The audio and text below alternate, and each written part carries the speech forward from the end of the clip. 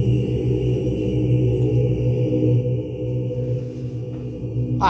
so I have been making videos, but I've been very structured using LLMs, conversations, and that's just a very limited approach. So I'm gonna do my own poems. I'm gonna use LLMs, but I'm gonna put, first of all, this is all based on this. So this is I made this completely. I had to argue. No, not necessarily. I'm over exaggerating. Look, if I told you that I didn't make this up, that this is actually all true, you would think I'm crazy. If I tell you that I made all this up and that I forced LLMs to give me these answers, then you're gonna think I'm lying and that I used LLMs to get these answers. So one way or the other, you can't accept the fact that you recognize this is phenomenally profound, high-level intelligence of the likes you have never personally been exposed to ever. The idea that they pitched to you about Albert Einstein being smart, who Albert Einstein was just a, hold on. So you guys believe Albert Einstein, you believe this? Peter, a lot of creative people had mindless jobs. Michelangelo worked in a marble quarry. Herman Melville was a customs agent. Understand the joke? Albert Einstein worked for the patent office. And what is it you want to patent, Herr Smith? I call it Smith's theory of relativity. Hey, look at this. What? Okay, so, my bad. Okay, all right. So you think of intelligence based on that joke, and you're like, oh my gosh, to be smart, you got to do this. I'm gonna show you something else. I could just do this here, because this is, I guess, free flowing. If I'm gonna search for a video, then I'll pause it. But I'm gonna show you. Here we go.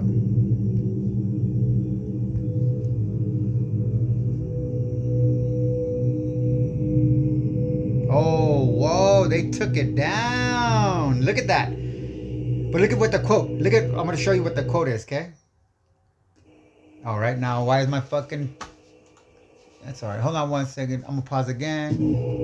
All right, so my VLC player decided to shut down my music. It's connected to my TV, but that's all right. I'll just go to media player, and I got another one after that, too, if this don't work. So, this is very interesting. So, you see, okay, lecture, this is all the lecture was, right here. Look at this, okay?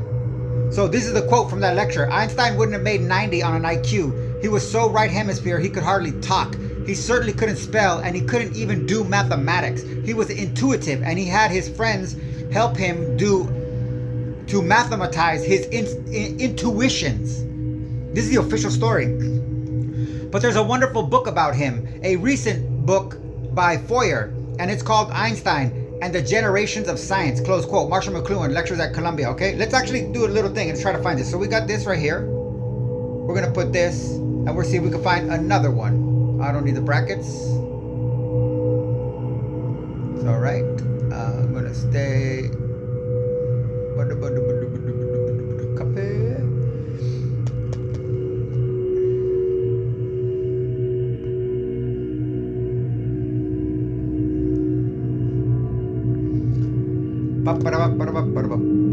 Oh, look at this. This is Louis Forestdale, July 17th.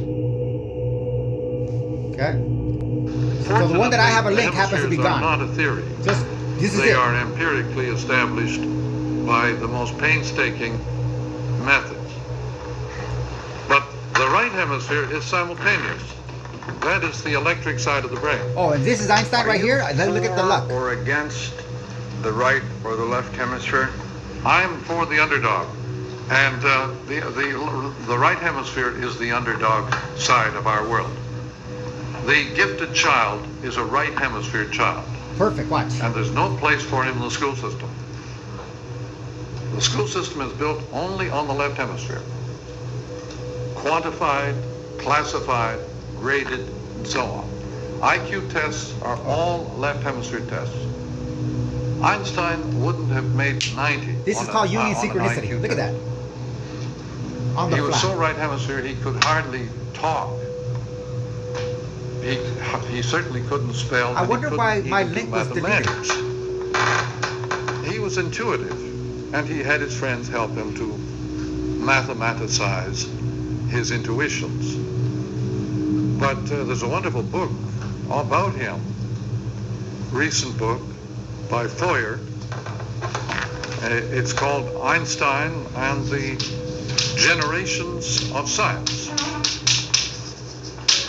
It's a book of Generation means stories, creation. anecdotes, and dialogue between Einstein and a dozen or so of his friends See? when they were growing up. Yo, I gotta do this too. In- Watch this. Fuck. For kids who have Whatever. I lost that shit. Because this fucking thing is weird. Anyways, the Samsung device fucks everything up. You understand, the generations, this is Saturn, okay? This is Judaism. Einstein is just like Freud. He's a manifestation of Judaism rebranded as some type of generic, non-discriminative, non-Jewish related, base scientific information. And this is propaganda, complete fraud. Actually, let me do this because I gotta look at that. I'm fucking, and the camera's right there. So, what Freud did was Freud took the Jewish psychology, and that is that Oedipus complex, because of the sexual nature of their initiation rites. The reason they do the foreskin is because that's of a sexual nature for the baby, okay? The reason they do, I'll show you this real quick too. Let me see. Get over here. Media. Get out of here.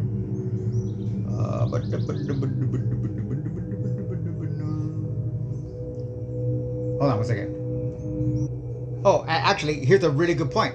Here's an actual screen recording. While I'm looking for the other thing, here's a screen recording from that link that is now since deleted. And it's I just found it right now. I'm looking for something else, but this is it right here. So what I'm gonna do is I'm gonna open it up right now and we'll see if it's connected to the new one, if the guy just deleted my link and then reposted it, which wouldn't make any sense because there's no editing necessary, theoretically. But I was looking for some commentary on infant circumcision from a Jewish source, because the nature of circumcision is to effect sexual impulses under the premise of repressed sexual impulses formulate a higher elevated frame of mind in which you operate less like an animal and more like a civilized covenant chosen person. That's the way that they pitch it. But so I'm gonna look for that, but let's just check what this is and the source. Oh yeah, look at has that. three basic themes. He just changed the link. Look at that. The Here it first is. place that we have moved there from we go. hardware Oh, to God, that's software. not the thing. Oh yeah. How do I get bigger? Oh, why didn't I do that on this one? Man, see the Samsung? Between devices are terrible, man. I got stuck with 3 Samsung devices. But the crazy thing is, on my 2 other Samsung Android devices, anytime I'm playing a video in VLC, this is VLC, I can know that because of this, I can always move shit around. Oh, but that's better, okay? So look at, same thing right there. Watch, booyah, same thing right there. So he changed the link. Actually, let's get this link and re-update it, just to fuck around.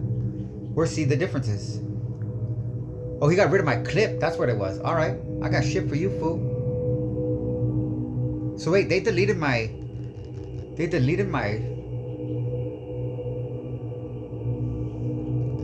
What did they delete? Anyways, so all right, I could delete that. Oh, I'll just do this to break it up.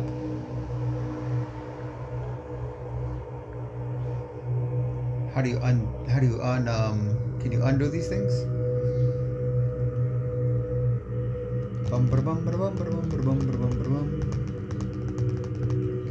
Alright, so we're gonna put, look at that, this is so fun. Link. deleted by creator. Okay.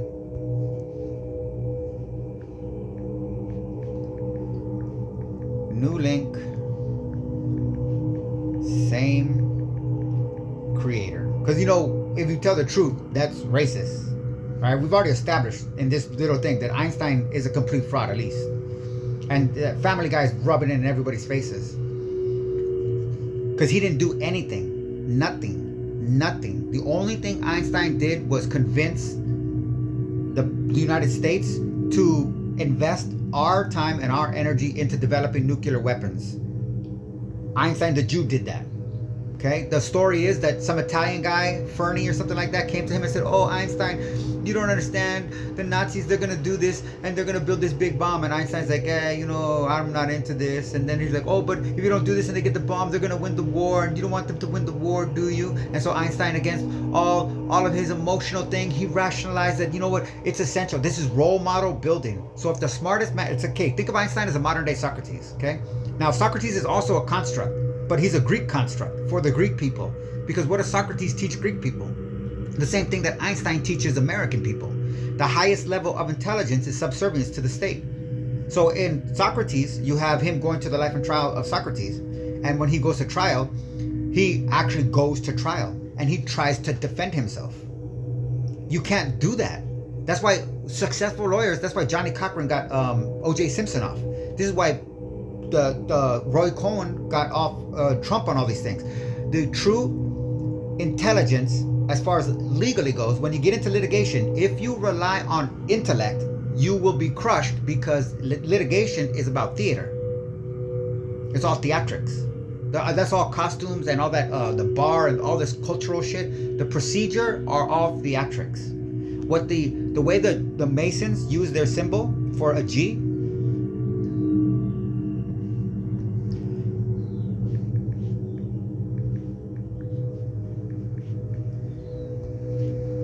the way the Masons, which is hilarious. You look at this.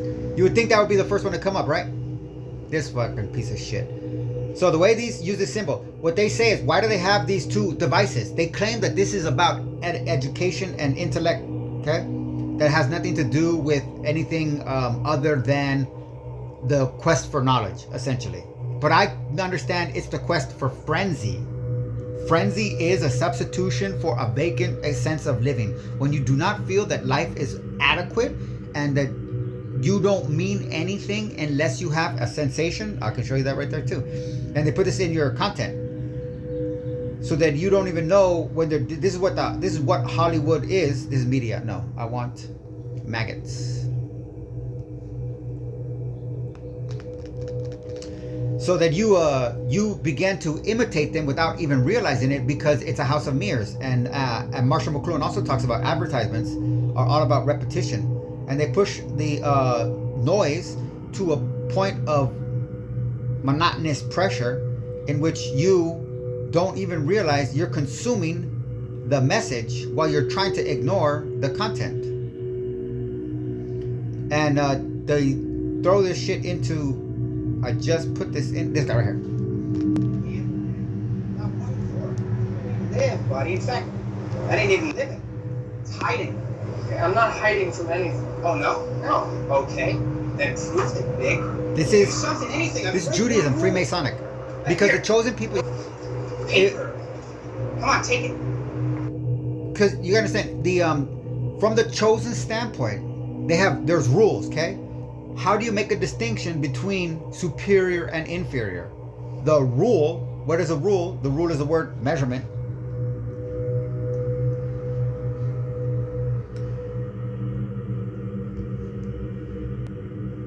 So when you look up rule, you're going to find out that rule means measure.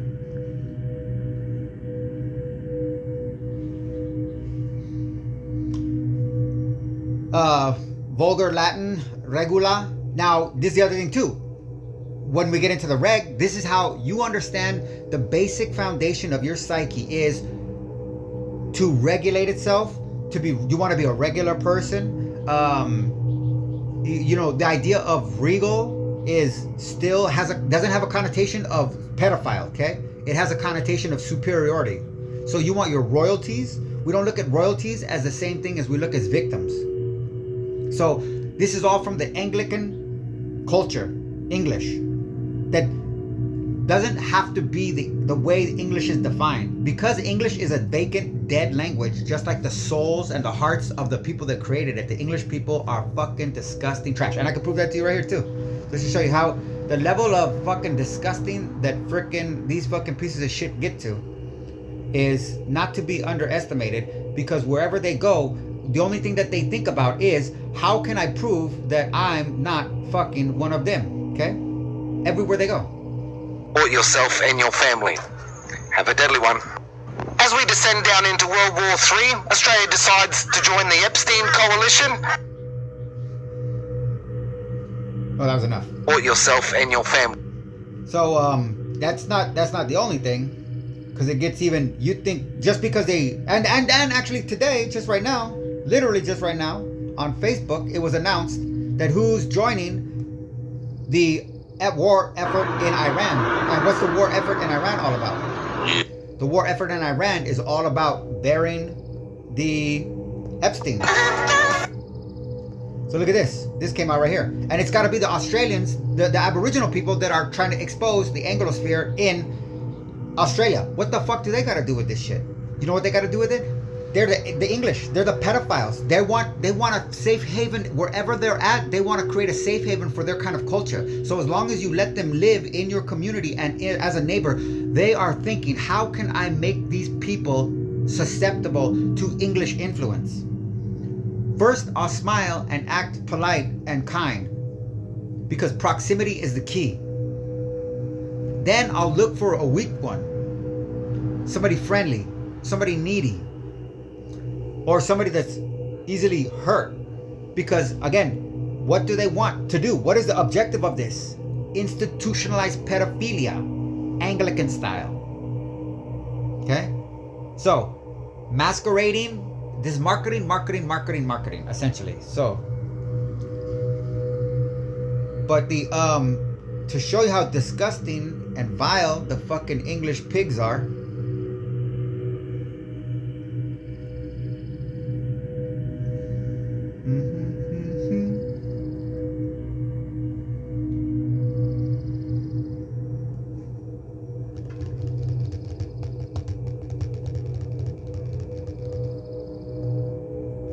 what is this name? See, fucking shit. Ah, booyah. Their findings? I don't even know if they were ever published. Anywhere English go, they're going to do this to you. Certainly these That's why these people should be killed. Like this man right here because of political should be able to correctness. be murdered, stabbed in the neck, Talk beat to the about fucking banning the Hindmarsh compounded, Bridge. These fucking people would have been mother- shot. Oh, They wouldn't have been you want to hurt banned. me? I'm just an old man. Why would you want to gouge my eyes out and rip my Well, apart fucking from tongue here, out of and course, break my fucking jaw where off we my can skull talk about stuff and that kick my doesn't get corpse down talked the about fucking road. anywhere else. Watch, I'm going to show you right here. What they discovered What did they was discover? that the Aboriginals that we know today are not the first inhabitants The of white this guy saying land. this. First Nation, forget that. That's not true. That's a lie. So we could do whatever we want to them. This is how they rationalize all of their shit. This is their only point of existence. And what's a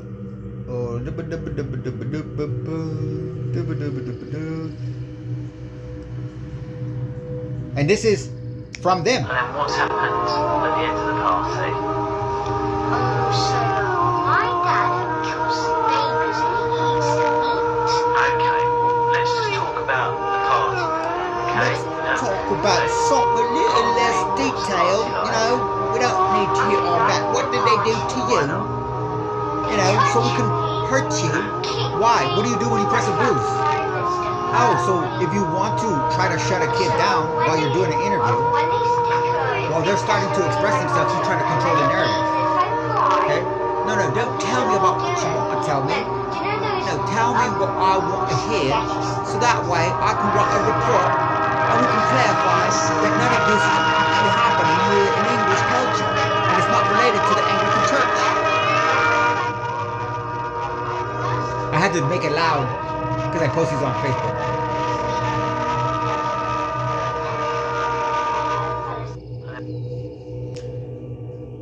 Oh, actually, that's a funny one too. So the kid said, my dad eats babies. So when they kill, how do they kill? This, what is this? This is not a symbol of human sacrifice. This is a symbol of the sky goddess of Egypt. And again, what is the perception of superiority? Is you break the rules. What are the ultimate rules? The rules of nature. So they deny nature. I could show you that too.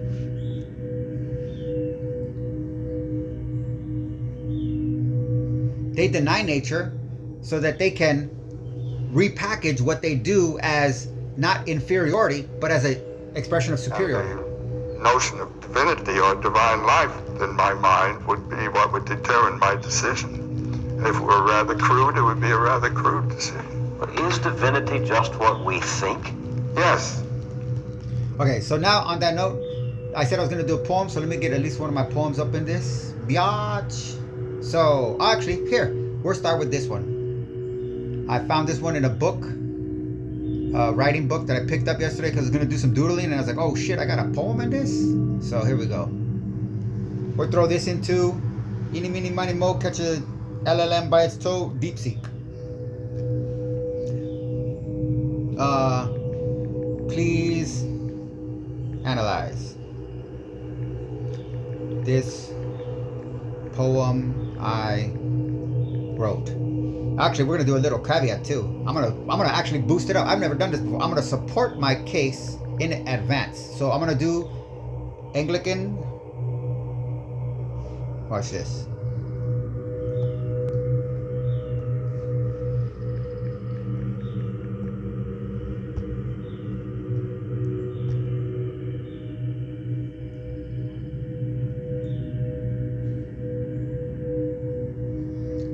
Deep seek, so it can, we'll figure out how to read it. And then what was the other one? Oh, and I know this one, and this one right here.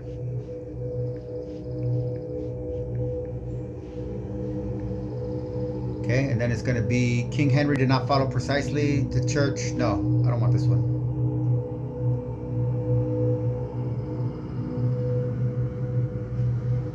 No, there's another one where it talks about common law and how the English use their culture to steal from, because this is the catch, is the stupid young, the poor English, they call themselves English because they want to fit in. So but the catch is the ruling elite just see them the same way they see Africans or anything like that. It's just that they're closer to proximity, so they treat them differently.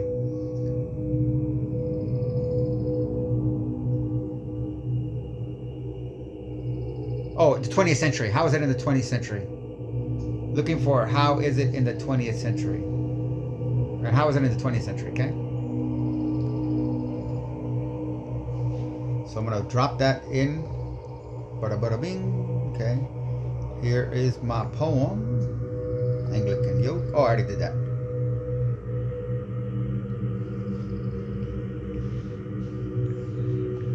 Here is some resources I used.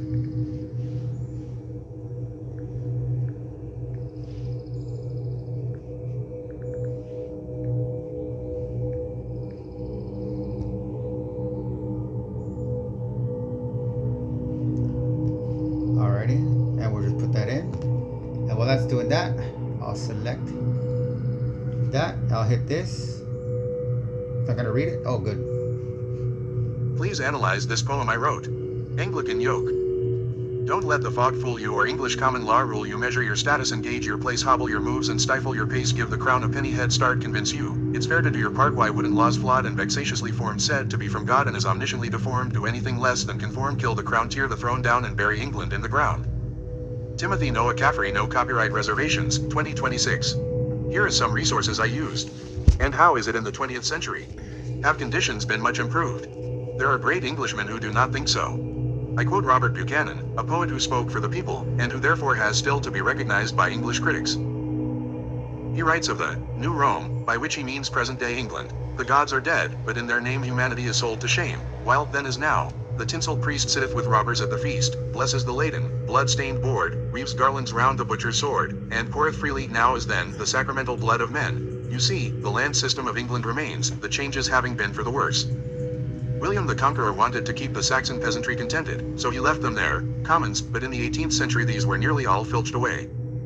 We saw the same thing done within the last generation in Mexico, and from the same motive, because developing capitalism needs cheap labor, whereas people who have access to the land will not slave in mills and mines. In England, from the time of Queen Anne to that of William and Mary, the parliaments of the landlords passed some 4,000 separate acts, whereby more than 7 million acres of the common land were stolen from the people. Okay, that was stolen by the people. How do they steal from you guys? How do they steal from Americans? This is not this one. I want maggots.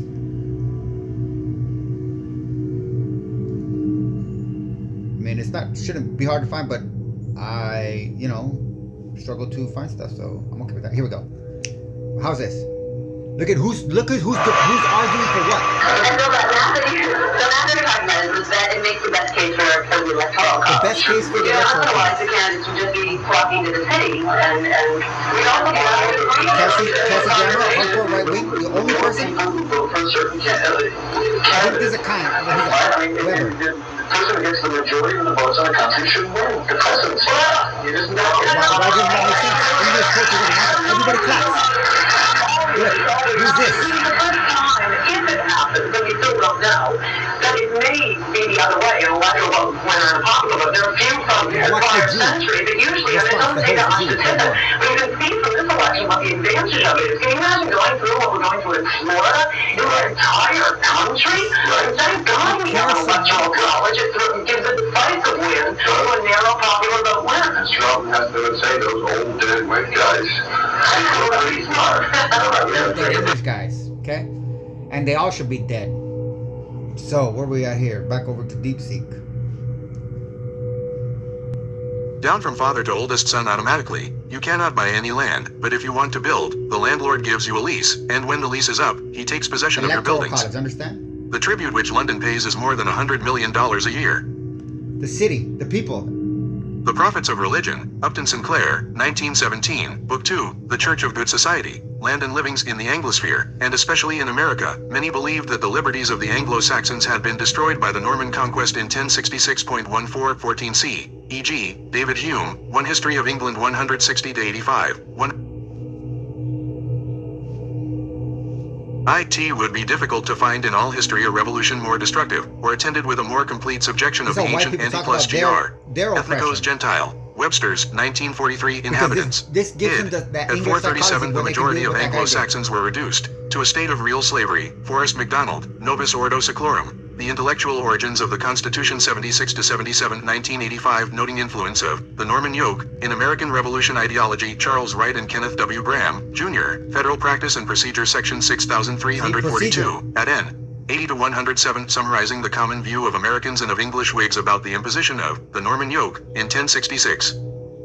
The Posse Comitatus and the Office of Sheriff. Armed citizens summoned to the aid of law enforcement. David B. Coble, 2015. A key technique of classic counterinsurgency is to counter the grievances on which insurgencies feed, denying energy to their recruiting and propaganda subsystems, and ultimately marginalizing them. For example, in Malaya the British countered the communist appeal to nationalism by setting a date for independence and commencing a transition to self-government. Now you understand Over why the time, Freemasons this marginalized the insurgents. People saw their grievances being peacefully addressed anyway, so why support the insurgency? Similarly, England strong anti-communist trade unions were a key development in the Cold War. These provided a constitutional path for number 4. Yeah, what the fuck is going on? So, anyways, this whole now they want to act like because they changed English around and they mixed the words, like, oh well, shit, counterinsurgency. Look, this is from 2005. What are you talking about? But they're showing you that they're going all the way back to the British in the Malay, which is China. So, you understand, Britain is, as a function, a counterinsurgency mechanism. That's the only way it can function. That's the only way Britain can survive. And what is counterinsurgency? Well, who are insurgents? Insurgents are the domestic population that are trying to expel an invading disease, a virus, a bacteria, thugs, criminals. And the entire system of the British culture is developed specifically to undermine insurgencies, which are the effort to kill them, which I openly advocate. Because once you start understanding this and you kill them in their homes and on the streets and you poison them in their wherever they're at, then you start to dismantle the power structure. Because if they want to be English, they're going to have to literally let themselves die and let their kids die for the fucking crown, who is not being exposed to any of these threats and is stealing their best of their sons in order to protect them from external threats that are created because of the corruption and the human impulse to want to murder the people that hurt you and hurt your family and kill your family, okay? These provided a constitutional path for workers seeking a better life and legitimized their aspirations while delegitimizing the communist revolutionary methods. Instead of a stark choice between revolution and poverty, trade unions gave workers a constitutional path, accessing justice through the labor movement without recourse to or need for extra-legal means. A constitutional path is needed, but lacking, to counter global jihad. Most measures so far have been all stick and no carrot. Countering Global Insurgency, David J. Kilcullen, section, Competing Paradigms, Terrorism and Insurgency, The Journal of Strategic Studies, Volume 28, Number 4, 597-617, August 2005. Okay, so, alright, now we got this. We'll see what he's got to say. I'm going to change the voice. That was 2. We'll go to, I think, 9. Should be fine. This is a powerful and deliberately provocative piece of political poetry. It operates in a long tradition of radical English verse, from the Levelers to Shelley to the very Robert Buchanan you cite. Let's break it down. Overall impression: the poem is a tightly wound call to revolutionary action, specifically aimed at the deep structures of English power, the monarchy, the legal system, and the church. It moves with intent from a state of deceptive calm, fog, to a final, explosive command: kill the crown. It's not a poem of mourning, but of indictment and mobilization. Line by line and thematic analysis. Title: Anglican Yoke. The title is masterful in its economy. A yoke is a wooden beam used to join two animals, forcing them to work together and submit to control. It's a symbol of subjugation and burdensome labor. By specifying Anglican, you fuse this image of servitude directly with the Church of England. Somehow I got it right. The implication is that the church is not a sanctuary, but the very instrument that binds the people to the state and the crown. Yes. The argument, lines 1 to 11. Hold on. Don't let the fog fool you. The poem opens with a warning. The fog is a perfect metaphor for the mystification of power. The mystification of power. We're going to show you a quick example of the mystification of power. So here's actually, this is a really freaking good one, okay? This is what they do here. Oh wait, this is going to be too long. Of some, but you have some of the power. But this is Charles II. Now we're on Charles III. But I'm pleading the 5th until I speak to my lawyer. Oh, you're pleading the 5th, huh? The Constitution, it's a contract. The contract is subject to the mediator. We favor unreasonably huge subsidies to the brain slug plan. Want to know what I think about the 5th Amendment? Okay, but what are the brain slugs who control you going to do for the working man?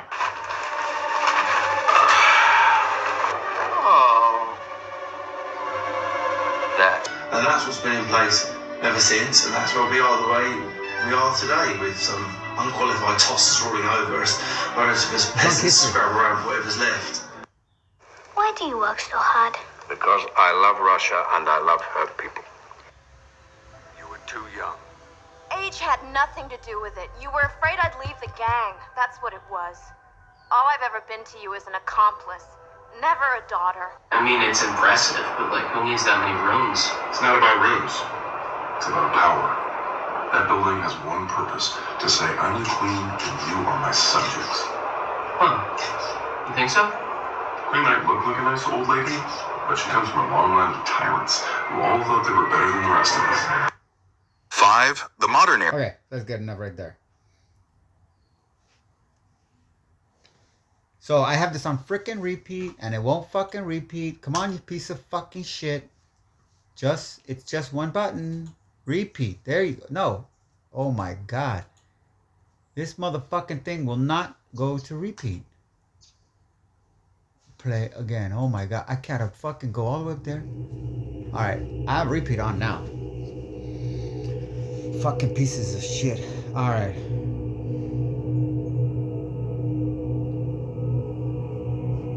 Type a message or hold to speak. Hey, don't let the fog fool you. The poem opens with a warning. The fog is a perfect metaphor for the mystification of power, the traditions, pageantry, and complex history that obscure the brutal reality of control. It's the cultural and ideological smokescreen that makes oppression seem natural or inevitable. Quote ... Or I still want to get this other one here.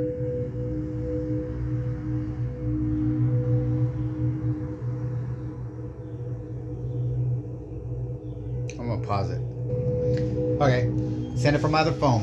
I'm not organized, but I got it. Look at fucking piece of shit. What the fuck is going on? What do you think should be MP's Andrew? Have you asked the police to cover up for Andrew's Charles? So, what do you think should the MPs be allowed to debate the royals in the House of Commons? The Anglosphere wants to condition the American mind to think it is an act of war to murder this man, the way we're murdering the way we murder Iranians, okay, for doing nothing to us. They want us to think that it's an act of war to murder this man for protecting his brother who raped no less than hundreds. Any range of hundreds you can get to, because the practicality, since Andrew's been doing it so long, it's past 1,000 to be fair. But in the very minimum, hundreds of American citizens who are under the age of 18. This motherfucker allowed him to get away with that entire time. To murder this man is an act of war that would jeopardize American national security because of military. This is how they layer contracts, and they use contracts. What are contracts? Contracts are leeches, basically. Corporate suction things. They're like fleas. So rather than kill this guy in order to then be able to wipe out the infrastructure that provided all of the communication and transportation for Andrew, because all of those people were involved in it too, which is all the military guys that are in that shit that are helping Andrew go for his security teams. They're all in on it. According to American law and American standards that are not English, okay? If you think like an English person, you think, but you know, I mean, it wasn't all of them. No, but that's fine. Just kill the ones that were there. Well, they're just doing their job. You can't really hold it against them. That's their job, to be security. Just kill the ones that were there. Why are you continuing to make excuses for a fucking people from another country who are raping children from America? Why? Where the fuck does that come from? That comes from a psychological place in which prestige is pushed out as a type of integrity.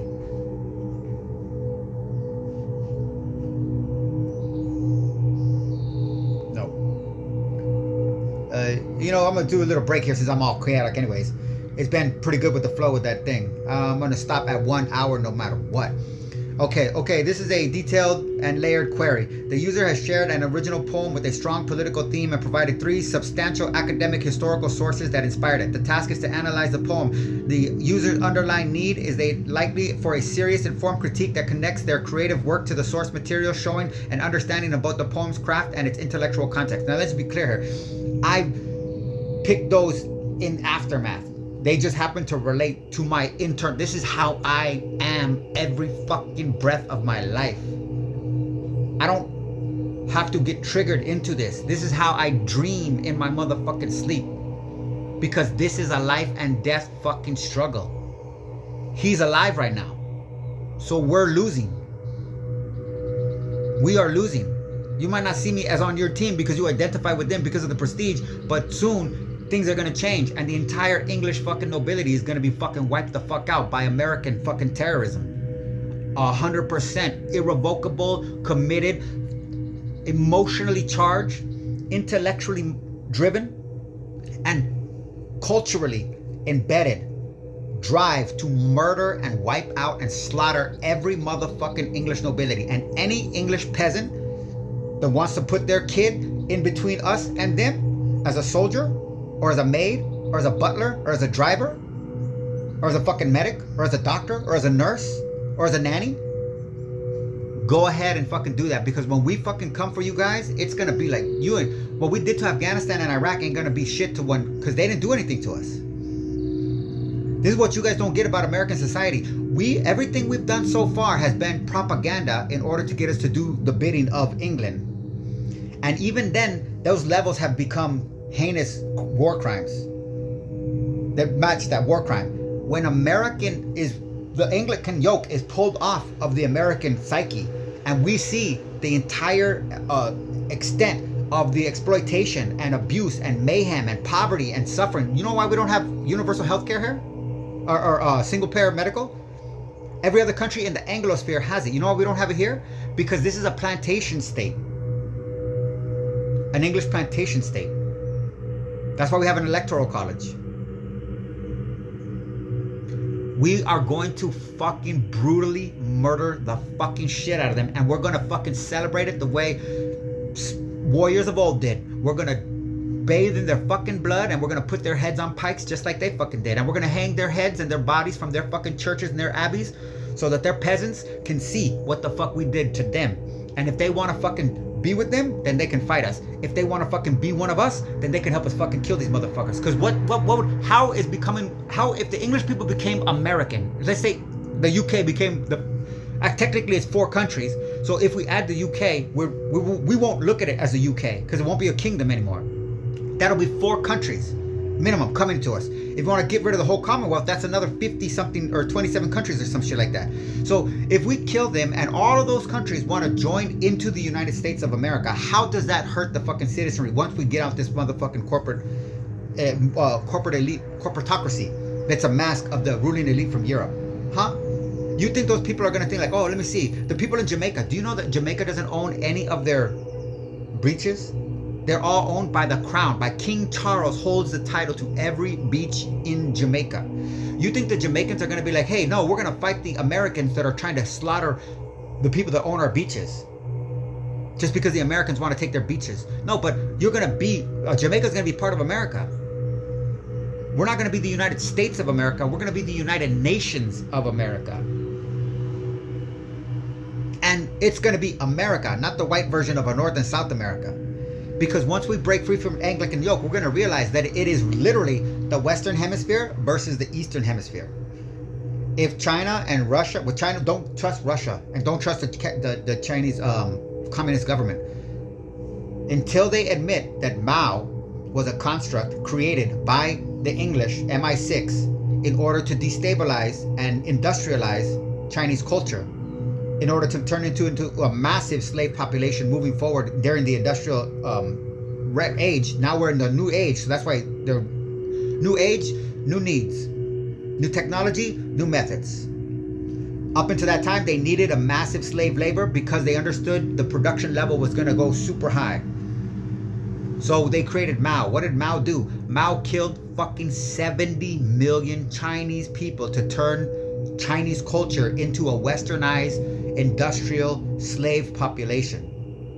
So until the CCP is able to say that vocally, they are still covering the Anglican fucking yoke. And that means they are still part of the Anglican yoke. Russian, the Putin, that Tsar thing that I showed you, that you got that little thing, oh, I love the people of Russia. There was never, actually, take that back. There was only, I can show you real quick. There was only one, how much time I got? There's only, I'm going to stop at 1 hour. There was only one motherfucking Slavic king of Russia. What do you know? What does it say? Well, I'm not even sure his name. Sviatoslav the First. This is not even right. Of the Rurik dynasty, is generally recognized as the first ruler of the Kievan Rus, with a distinctly Slavic name, breaking from the old Norse names of his predecessors. He was known for military conquest. Okay, that's not what it is. But this channel right here, Useful Charts, is where I get this information. Because look, it goes right here. You got Vladimir the Great, son of Slavostan. He consolidated the realm and Christianized the Kievan Rus. This is one. Ivan the Terrible, the first ruler to be formally crowned as Tsar, derived from Caesar. No, that's not it either. But I will say this: this channel is the source of my research into this subject. There. And it's funny because the video is already in play, so that goes to show you that. According to medieval accounts, the original Slavic tribes were constantly fighting amongst themselves. So, in order to solve this problem, what does the Mel Gibson write in Braveheart? What's the narrative? Oh, well, no, we didn't come in, infiltrate you, and then force you into accepting us as kings. No. You sent us a letter because you guys couldn't get along. You're like, hey, can you help us organize?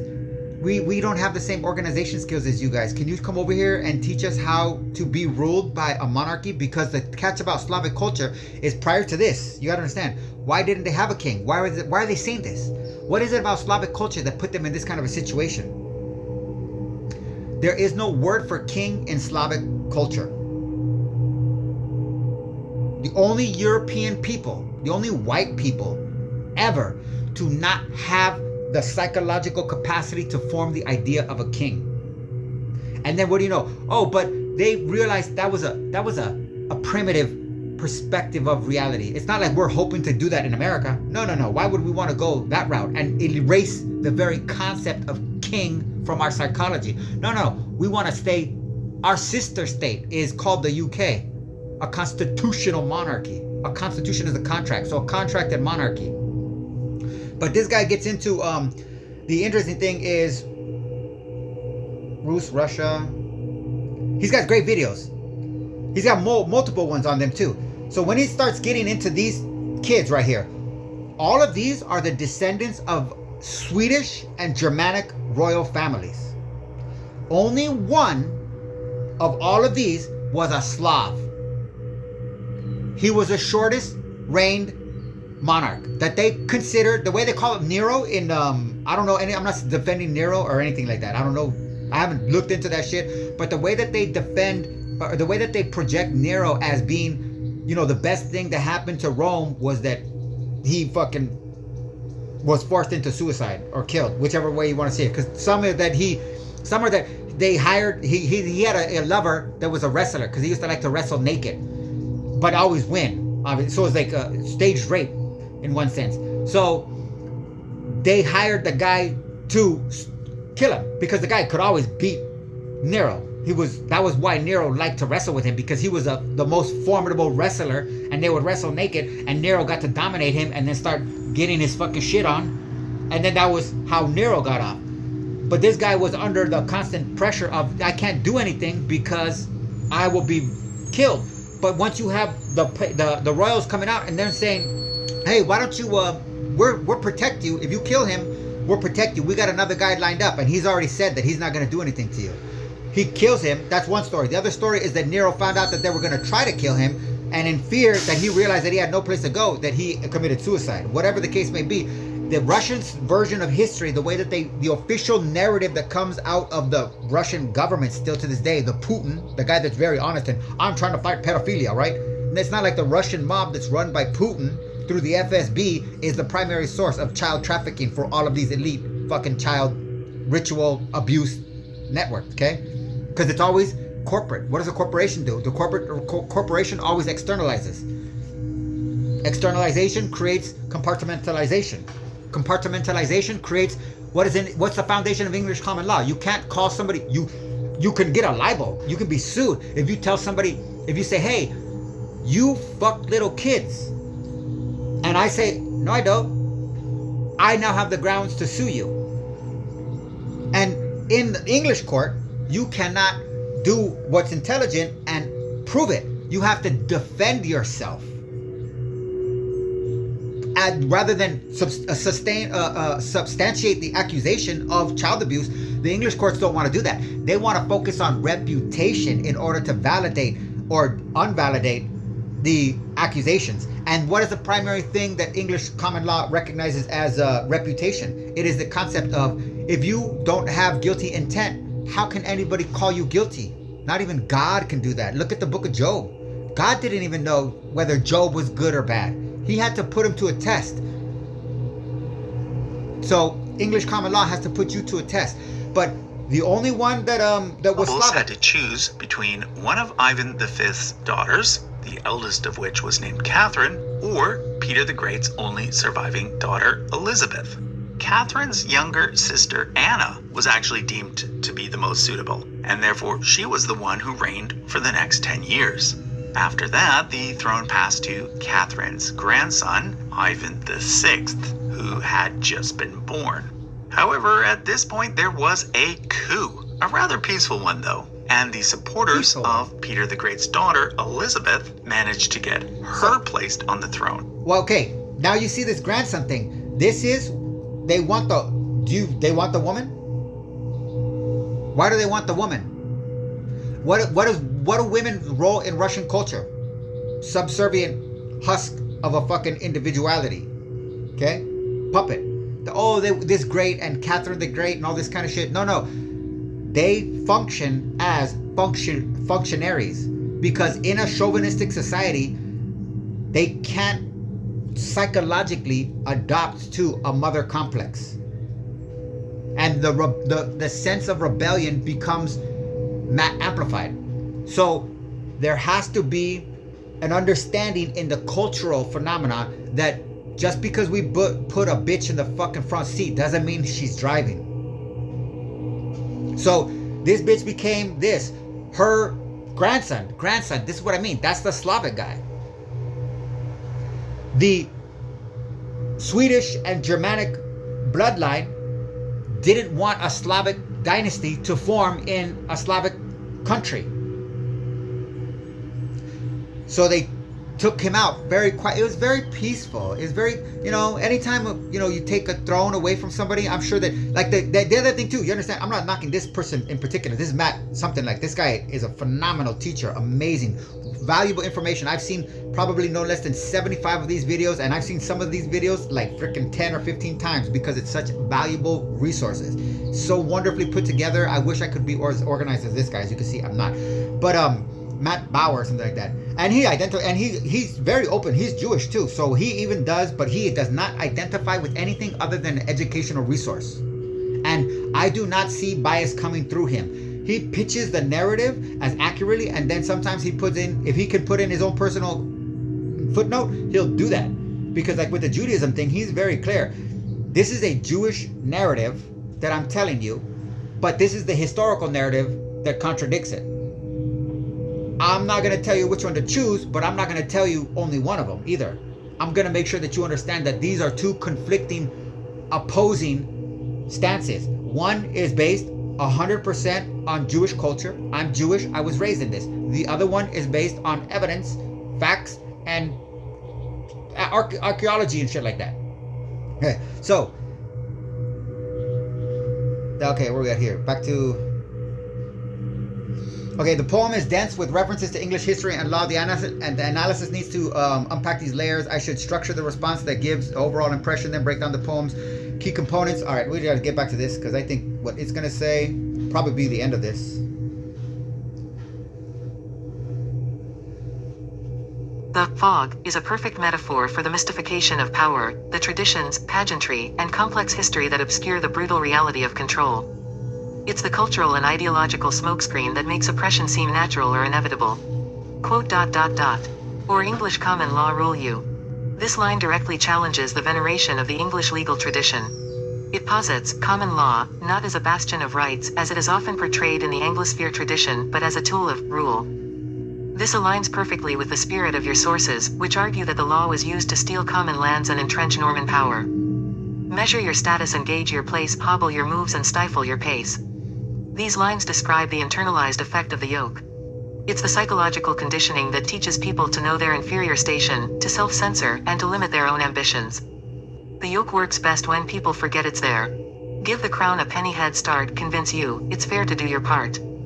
Here, you move from internalized control to active participation in the system. The penny evokes the idea of taxation, but more broadly, it's about giving the established power any kind of concession or benefit of the doubt. The second line nails the core mechanism of hegemony, getting the oppressed to believe the system that exploits them is actually fair. Why wouldn't laws flawed and vexatiously formed, said to be from God and as omnisciently deformed, do anything less than conform? This is the rhetorical and intellectual climax of the poem's argument. Flawed and vexatiously formed is a brilliant, almost legalistic phrase that strips away the mystique of the law, revealing it as a human artifact, and a poorly made, malicious one at that. Now, I literally fucking read Black's Law Dictionary. Don't fuck around. I get off on that. That's my porn. This echoes the 4,000 separate acts of Parliament stealing common land from Sinclair's book.